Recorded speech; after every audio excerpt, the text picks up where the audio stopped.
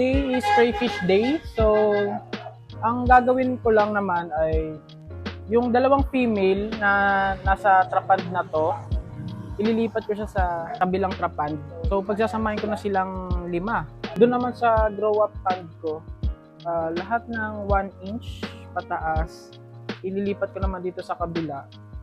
Kasi grabe na yung sobrang dumi nila. Lalagyan ko lang ng alambre para kapag tatakpan, hindi lumulubog sa tubig. Yun lang. Let's go.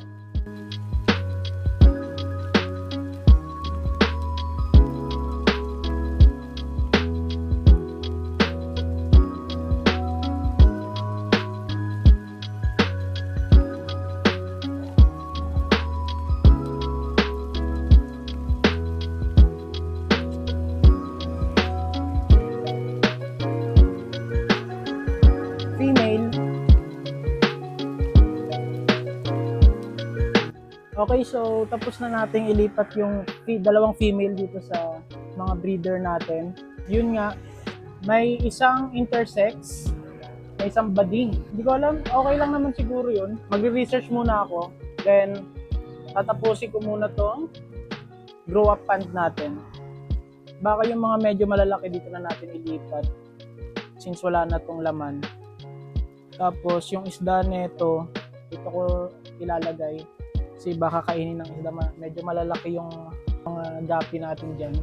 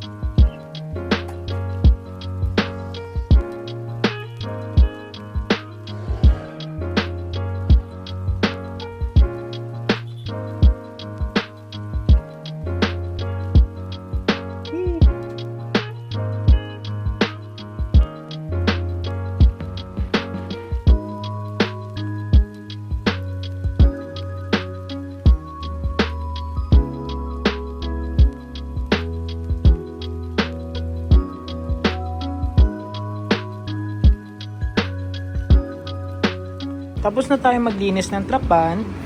Tapos nilagay ko na lang dito yung mga railings natin. Yan, dito na lang muna sila. Tapos kapag umabot sila ng mga 2 to 3 inch, balik natin ulit sila sa malaking trapan. So for now, ganito muna yung setup nila. So para natatakpan din natin. At yung pagkain, mabilis ang nilang mahanap. Yung iba nandito naman. Nandoon yung mga 1 inch up. Then yung dito naman is wala pang inch to, I think.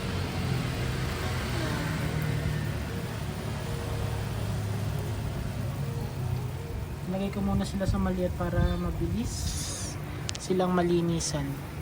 Alright, so yun lang guys. So bye!